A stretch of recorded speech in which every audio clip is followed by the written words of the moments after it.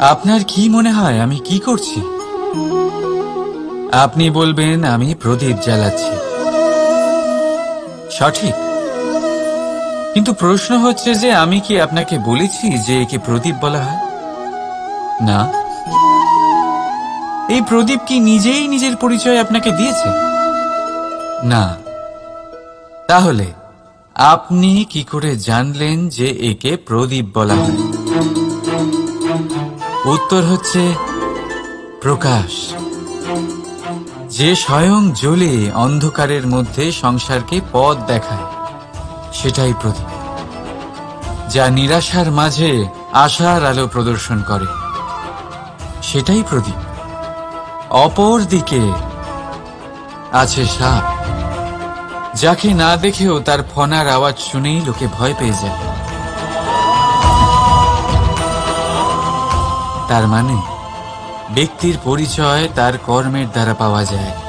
তাই আপনার এটা বলার প্রয়োজন নেই যে আপনার পরিচয় কি। এটা আপনার কর্মই নিশ্চিত করবে যে লোকে আপনাকে প্রদীপ ভেবে ভালোবাসবে নাকি সাপ ভেবে ভীত হয়ে থাকবে। রাধা রাধা। আপনি কি ওই মাকড়সার জাল দেখতে পাচ্ছেন? মাকড়সারা ভীষণ পরিশ্রম করে এটা তৈরি করে। নিজের শরীরের রস দিয়ে এই জাল বোনে। আপনি কি এটার উদ্দেশ্য জানেন? আসলে মাকড়সা এই জালে ছোট কীটপতঙ্গ ধরে তাদেরকে খাদ্যরূপে গ্রহণ করে। কিন্তু আপনি কি এই কথা জানেন যে একদিন মাকড়সা নিজেই নিজের জালে জড়িয়ে মৃত্যুবরণ করে থাকে? বলুন কি করেন আপনি এই জাল দেখতে পেলে? দেখতে পেলেই মুছে ফেলেন এর অস্তিত্ব, তাই না? তেমনি অন্যদিকে পাখির বাসা। পাখিরাও ভীষণ পরিশ্রম করে এটা তৈরি করে। কিন্তু যদি পাখি একদিন এটা ছেড়ে চলে যায়, তাহলেও লোকে এটা নষ্ট করে দেয় না। কারণটা কি? এর কারণ হলো এর নির্মাণ জীবন সঞ্চারের জন্য করা হয়েছিল, নষ্ট করার জন্য নয়।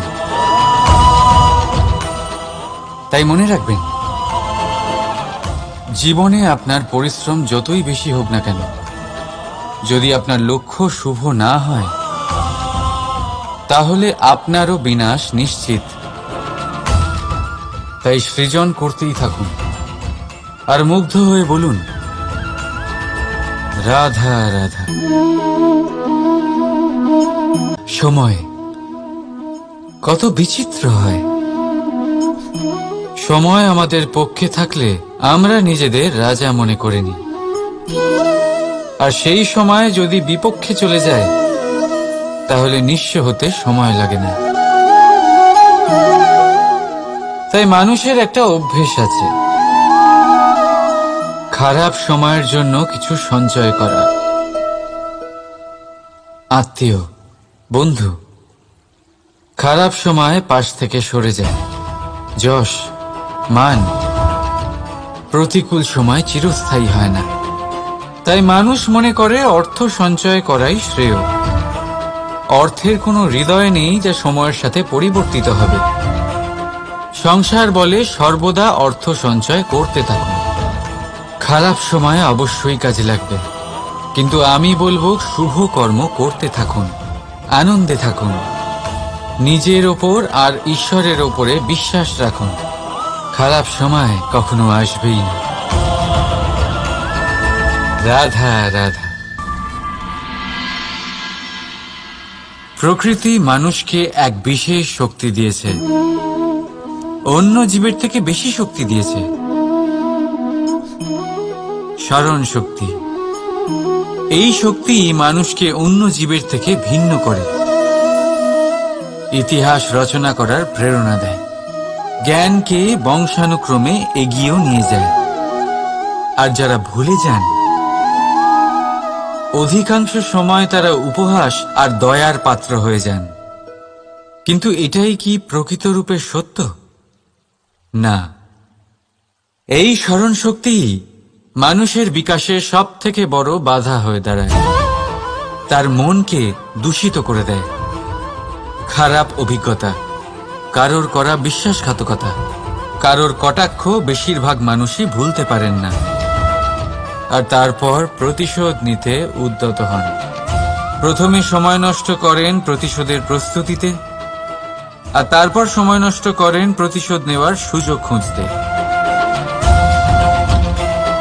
যদি সন্তুষ্টি পেতে চান, যদি জীবনে আনন্দ পেতে চান, তাহলে স্মরণ শক্তির সদ্ব্যবহার করুন। নিজের স্মরণ শক্তিকে চালনা করুন শুধুমাত্র ভালো কথা আর ভালো স্মৃতির দিকে। জীবনে আনন্দ পাবেন। রাধা রাধা। মানুষ নিজের পরিবারের জন্য কত কিছুই না করে, দিন রাত পরিশ্রম করতে থাকে যাতে তার পরিবারের প্রয়োজন পূরণের জন্য অর্থ রোজগার করতে পারে। কিন্তু শুধু অর্থ রোজগার করাটাই কি যথেষ্ট? আপনি বলবেন, হ্যাঁ নিশ্চয়ই, অর্থ দিয়ে সবকিছু পাওয়া যায়, বিদ্যা পাওয়া যায়, বাড়ি পাওয়া যায়, ওষুধ পাওয়া যায়, আর কত কিছুই না পাওয়া যায়। এই সব একটা পর্যায় পর্যন্ত সঠিক, কিন্তু একটু মন দিয়ে ভেবে দেখুন, যখন কোনো শিশু অসুস্থ হয়ে পড়ে তখন সে ওই তিক্ত ওষুধ কেন খেয়ে নেয়? এই জন্য কারণ ওর পিতা সেই ওষুধ অর্থ দিয়ে কিনেছে? না, বরং এই জন্য কারণ তার পিতা যে তার সামনে দাঁড়িয়ে, তার ওপরে তার বিশ্বাস আছে। বিশ্বাস আছে যে উনি তার কিচ্ছু হতে দেবেন না। এই বিশ্বাস, এই সংস্কার, এই শিক্ষা কখনো অর্থ দিয়ে পাওয়া যায় না। এটা পাওয়া যায় সেই সময় থেকে যা মাতা পিতা তাদের সন্তানের সাথে কাটিয়েছেন। তাই জীবনে অর্থ অবশ্যই উপার্জন করুন, কিন্তু নিজের পরিবারকেও সময় দিন, আনন্দ পাবেন। রাধা রাধা। বিরোধিতা এমন এক শব্দ যা শুনে আমরা সবাই ভয় পেতে থাকি। যদি কেউ আমাদের বিরোধিতা করে তা আমাদের সহ্য হয় না। আমরাও কারোর বিরোধিতা করে কোনো শত্রুতা করতে চাই না। এই ধরনের ভাবনা আমাদের মনে আসতেই থাকে। কিন্তু বিরোধিতা, এই শব্দ আপনার শান্তির জন্য, আপনার সুখের জন্য কতটা গুরুত্বপূর্ণ তা আপনারা জানেন না।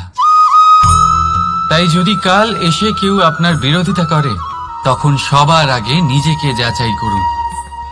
আপনি কি ভুল করেছেন? আপনার দোষ কি? নিজের মধ্যে কি ত্রুটি আছে সেটা বোঝার চেষ্টা করুন, নিজেকে সংশোধন করার চেষ্টা করুন, তারপর দেখুন বিরোধিতার এই আগুন আপনাকে স্বর্ণ থেকে কুন্দন বানিয়ে তুলবে।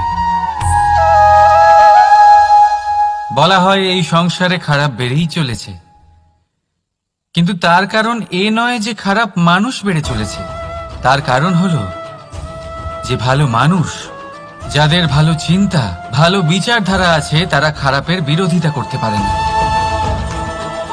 যদি আপনার সম্মুখে কোনো খারাপ কর্ম হয়, তাহলে তার বিরোধিতা করতে সংকোচ করবেন না,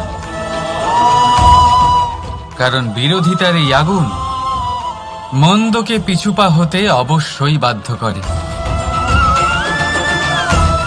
রাধা রাধা। জীবনে আপনি এরকম মানুষও দেখবেন যারা এটা বলে, ভাবে, নিজেকেও বলে যে উনি সেই এমন ব্যক্তি যার মতো আমি হতে চাই। ঠিক আছে, কারোর থেকে প্রেরণা নেওয়াটা কোনো ভুল নয়, কিন্তু কখনো কখনো এই প্রেরণা গুরুত্বহীন হয়ে যায়, আর আমরা শুরু করে দিই সেই ব্যক্তিকে নকল করতে।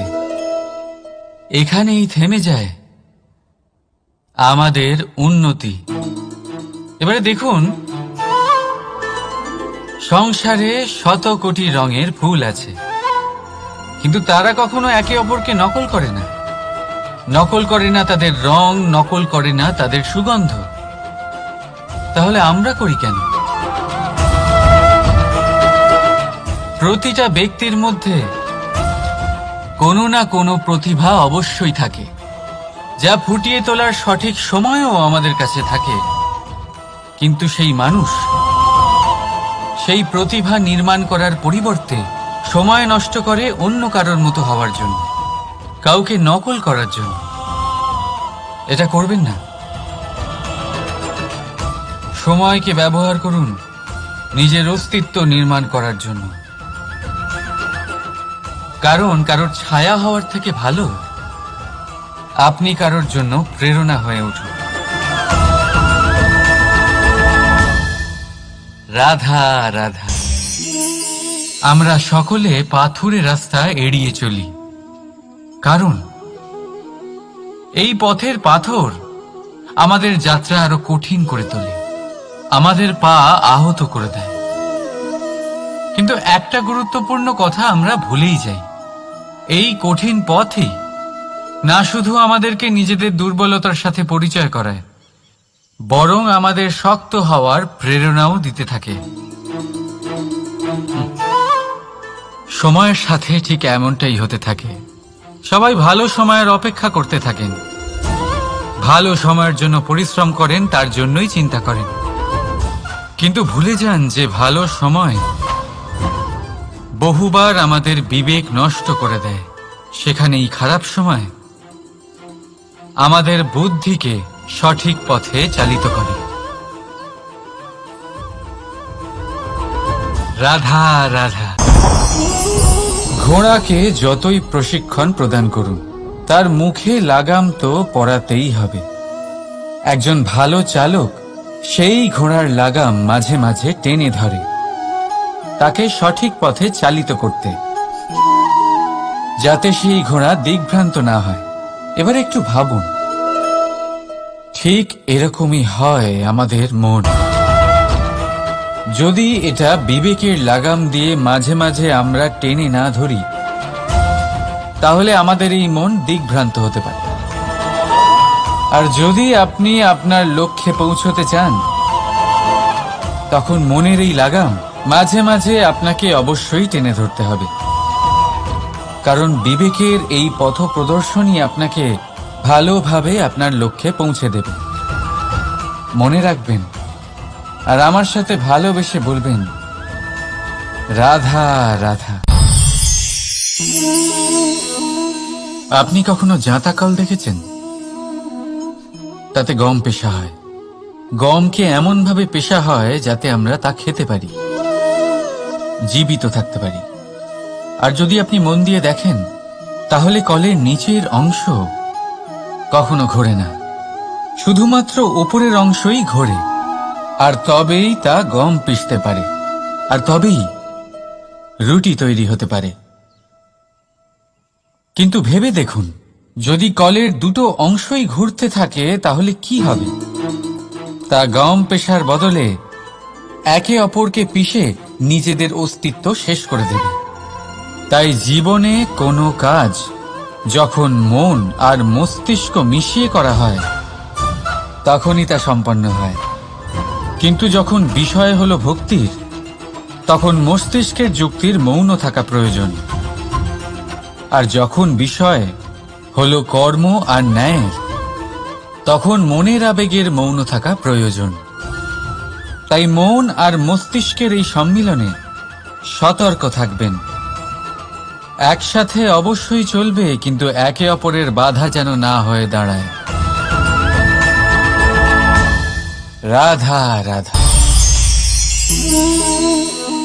আমি একটা এমন শব্দ যার অনেকগুলি মানে হয়, যার আসল অর্থ হল অহং। যদি আপনি কথা বলেন সৃষ্টির নির্মাণ নিয়ে, তাহলে আমি ব্রহ্মদেব হয়ে সৃষ্টির নির্মাণ করবে। যদি আপনি কথা বলেন প্রলয়ের, তাহলে সেই আমি মহাদেব হয়ে বিনাশ করবে। এই আমি সঙ্গতিপূর্ণ, কিন্তু শুধু ততক্ষণ যতক্ষণ আপনি এটা সবার সাথে ভাগ করছেন। কিন্তু আমরা বহুবার এর মানে বুঝতে পারি না। এই অহংকে সীমিত করে দিই একটা ব্যক্তি অবধি, শুধু নিজে। আর তখনই জেগে ওঠে অহংকার, যাতে প্রাধান্য পায় শুধুমাত্র আমি, আমরা নয়। আর একজন ব্যক্তি একা না উৎপাদন করতে পারে আর না করতে পারে সৃজন। এবারে দেখুন, বৃষ্টির এক ফোঁটা, তারও অস্তিত্ব আছে, কিন্তু তা ধরিত্রীতে পড়লেই সমাপ্ত হয়ে যায়। কিন্তু যখন ফোঁটাগুলি একসাথে পড়ে তখন শুরু হয় বর্ষা, আর তখনই তৈরি হয় ধারা। রাধা রাধা। বলুন, কি দেখতে পাচ্ছেন আপনি? আমার হাতের এই সাদা বস্ত্র, নাকি এতে লেগে থাকা এই কালো দাগ? এবারে সত্যি কথা বলতে কি, আপনার নজর সবার আগে এই কালো দাগের উপরে গেছে। ঠিক আছে, এমনই তো হয়। ভীষণ কম মানুষ থাকেন যারা ভাবেন কোনো ব্যক্তি ভীষণ পরিশ্রম করে এই বস্ত্র ধুয়েছেন, এটা শুকিয়েছেন। বেশিরভাগ মানুষের নজর যায় এই দাগের উপরে, ভাবেন যে এটা কি করে লাগলো। কিছুটা এরকমই হয় আমাদের ব্যক্তিত্বের সাথে। আমাদের শুভ কর্মের ওপরে আমাদের একটা খারাপ কর্ম ভারী মনে হয়। এবারে ভাবুন, যদি আমি চন্দ্রের কথা বলি, তাহলে তার শীতল আলো দেখার পূর্বে তার কলঙ্ক লক্ষ্য করেন, সেই চাঁদে লেগে থাকা কালো দাগ দেখে নেন। সেই জন্যই বিশেষ করে যারা শুধুমাত্র শুভ চিন্তা করেন আর উপকারী কর্ম যারা করেন, তাদের আমি বলবো সাবধানে থাকবেন, কারণ আপনার একটা খারাপ কর্ম চিরকালের জন্য উদাহরণ হয়ে দাঁড়াবে। রাধা রাধা। সাফল্য। যদি আপনাকে জীবনে সাফল্য পেতে হয়, তাহলে আপনি একাধিক মানুষ পাবেন যারা একাধিক উপায় বলবে আপনাকে সাফল্য পাওয়ার। দীর্ঘ সময় ধরে পরিশ্রম, চেষ্টা, নির্ধারণ, নিষ্ঠা এই বিষয়ে ভাষণ দিতে থাকবেন। একাধিক রকমের উদাহরণ আপনার সামনে তুলে ধরবেন। কিন্তু আমার এটা মনে হয়, আমরা কেন সেই বিষয়ে কথা বলি না যা মানুষকে অসফল করে তোলে? শুধু দুটো ব্যাপার অসফল হওয়া নিশ্চিত করে। শুধু দুই ধরনের মানুষ বেশিরভাগ অসফল হন। প্রথম তারা যারা ভাবে অনেক কিছু কিন্তু কিছুই করে না, আর দ্বিতীয় তারা যারা অনেক কিছু করতে থাকে কিন্তু ভাবনা চিন্তা না করে। ভাবনা আর কর্ম, এদের মাঝে সামঞ্জস্য রাখা খুব জরুরি। যদি এটা থাকে, তাহলে জীবনে কখনো অসফল হবেন না। রাধা রাধা। আপনি অনেককে এই কথা নিশ্চয়ই বলতে শুনেছেন, এই ব্যক্তির দৃষ্টিতে দম্ভ আছে, এই ব্যক্তির চোখের ওপর অহংকারের পর্দা পড়ে আছে, ইত্যাদি ইত্যাদি। চলুন, আমি আপনাকে একটা প্রশ্ন করছি। আপনি দেখেন কি দিয়ে? দৃষ্টি দিয়ে নাকি দৃষ্টিভঙ্গির সাহায্যে? ভাবুন। চিন্তায় পড়ে গেলেন নিশ্চয়ই। দৃষ্টি যে কোনো বস্তুর বা যে কোনো মানুষের শুধু বাইরের রূপটা দেখায়, যেখানে দৃষ্টিভঙ্গি আপনাকে সোজা আসল পরিচয়ের সাথে সাক্ষাৎ করায়। উদাহরণ হিসেবে চন্দ্র। চন্দ্র আমরা সবাই দেখেছি। বহু মানুষ আছেন যাদের চন্দ্র অত্যন্ত সুন্দর লাগে, আবার কিছু মানুষ এমনও আছেন ভগবান ভেবে পুজো করবেন, নাকি ভগবানকে পাথর ভেবে পরিত্যাগ করবেন, সিদ্ধান্ত আপনার। কিন্তু এই সিদ্ধান্ত নির্ভর করে আপনার দৃষ্টিভঙ্গির ওপর। তাই নিজের দৃষ্টিভঙ্গি শুভ রাখুন, নিজের দৃষ্টিভঙ্গিতে ভালোবাসা রাখুন আর আনন্দে বলুন রাধা রাধা। বড় বড় রাজমহলের বড় বড় ইমারতের চূড়া কত সুন্দর হয়, কিন্তু আপনি কি কখনো এই বিষয়ে ভেবেছেন যে এই সুন্দর চূড়ায় পৌঁছতে গেলে আপনাকে পৃথিবীতে পা ফেলতেই হবে? সেই সুন্দর চূড়ায় পৌঁছে দীপ্তি পাওয়ার জন্য আপনাকে একটা কঠিন পথ অবলম্বন করতেই হবে। যদি আপনি কোনো কঠিন পথে না গিয়ে এই পৃথিবীর সাহায্য ছাড়াই শুধু উচ্চতার দিকে অগ্রসর হতে থাকেন, তাহলে সর্বদা অসফল হবেন। সেই জন্য নিজের স্বপ্ন পূরণের এই যাত্রাতে নিজের পথ কখনোই হারাবেন না, নিজের পথ থেকে সরবেন না। যদি এমন করেন তাহলে তো আপনার স্বপ্ন পূরণ হবেই না, তার সাথে আপনি নিজের পথও হারাবেন। রাধা রাধা। কৌতুক অর্থাৎ হাসি, এটা জীবনে কতটা গুরুত্বপূর্ণ। আমরা সর্বদাই হাসতে চাই, আমরা সর্বদা অন্যের মুখে এই হাসি দেখতে চাই। কিন্তু এই কৌতুক অনেক প্রকারের হয়, আর এই কৌতুকের ভিত্তি কি সেটাও খুব গুরুত্বপূর্ণ। কৌতুক কেবল তখনই পাবেন যখন তা শুদ্ধ মন থেকে আসবে। কৌতুক তখনই পাবেন যখন তা সামনের জনকেও হাসি আর অপমানিত ব্যক্তির মন তিক্ত হয়ে থাকে। তাই মনে রাখবেন যে এই কৌতুক যেন কৌতুকই থাকে, তা উপহাস বা কটাক্ষ না হয়ে যায়। রাধা রাধা। মানুষ এই শব্দের সূচনা হয়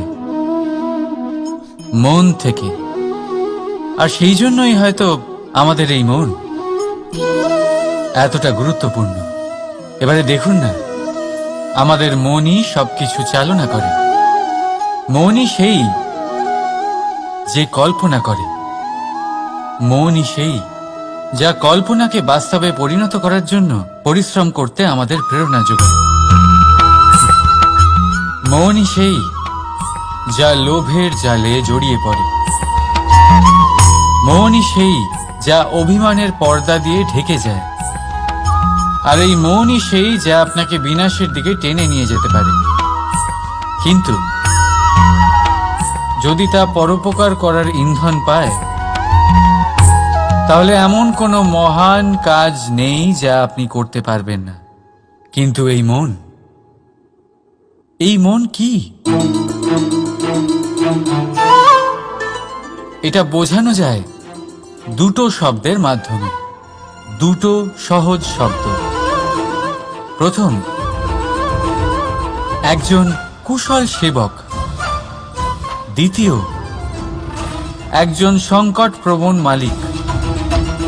যদি আপনার এই মন আপনার নিয়ন্ত্রণে থাকে, তাহলে সে হলো আপনার সেবক। তাই আপনার অস্তিত্ব আছে। কিন্তু যদি আপনার মন আপনার কর্মের ওপরে নিয়ন্ত্রণ করে, তাহলে এই মন আপনার মালিক, আর তখন আপনার বিনাশ নিশ্চিত। তাই নিজের এই মনকে নিয়ন্ত্রণে রাখুন, কিন্তু ভালোবেসে। আসুন আমার সাথে আনন্দে বলুন রাধা রাধা। এই সূঁচ দেখতে পাচ্ছেন আপনি? এটা শুদ্ধ লোহা দিয়ে তৈরি, বস্ত্র সেলাই করার কাজে লাগে, অস্ত্রোপচারে কাজে লাগে। কিন্তু আপনি কি কখনো ভেবে দেখেছেন এই সূঁচ কিভাবে তৈরি হয়? লোহার এক বড় অংশকে পিটিয়ে পিটিয়ে টেনে টেনে তাকে পাতলা বানানো হয়। এরপরেই আমরা পেয়ে থাকি সূঁচ। ভাবুন, যদি লোহার টুকরোতে অনর্গল প্রহার করার ফলে একটা লোহার টুকরো সূচে পরিণত হয়, তাহলে আমাদের জীবনে অনর্গল চেষ্টা করার ফলে জীবনের সমস্ত অংশকে আমরা কত প্রভাবশালী কাজে পরিণত করতে পারি। শুধু প্রয়োজন দৃঢ় নিশ্চয়তা। তাহলে আসুন আমার সাথে ভালোবেসে বলুন, রাধা রাধা। বিশ্বাস, জীবনে বিশ্বাস কতটা গুরুত্বপূর্ণ। একজন স্ত্রী তার স্বামীর হাত ধরে যে কোনো জায়গায় যেতে পারেন, এর কারণ হলো বিশ্বাস। তার নিজের স্বামীর ওপরে বিশ্বাস আছে। যখন একজন মা তার ছোট বাচ্চাকে কোলে তুলে হাওয়ায় ওঠায়, তখন সেই বাচ্চা ভয়ভীত হয়ে যায় না। তার কারণ হলো বিশ্বাস। তার বিশ্বাস আছে যে তার মা তার কিচ্ছু হতে দেবে না। এক বৈদ্যের দেওয়া ঔষধ সন্তান কিছু না বুঝে শুনেই খেয়ে ফেলে। সেই বৈদ্যের জ্ঞানের বিষয়ে তার কোনো ধারণাই থাকে না। শুধু নিজের পিতার উপরে বিশ্বাস আছে যে তার পিতা তাকে খারাপ কিছুই দেবে না। যখন এই সংসারের প্রতিটা বন্ধন বিশ্বাসের উপরে দাঁড়িয়ে আছে, তাহলে কেন এই বিশ্বাসকে আমরা জীবনে আনতে পারি না? আপনি নিজেই দেখুন, এই বিশ্বাস নিজের জীবনে এনে দেখুন, সবকিছু আরো সুন্দর হয়ে যাবে। তাই ভালোবেসে বলুন, রাধা রাধা।